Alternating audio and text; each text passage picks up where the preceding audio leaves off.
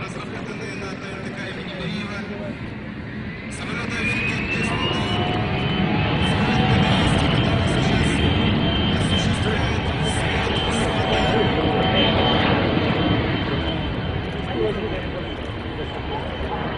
Хочется сказать, что одно из назначений этого самолета — тушение лесных пожаров.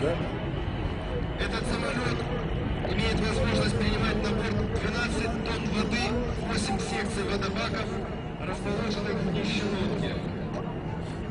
Самолет может осуществить забор воды на фиксировании по поверхности ближайшего к очагу пожара, а также создание новых материалов, технологий, производств, преобразовавших облик планеты и образ жизни землян.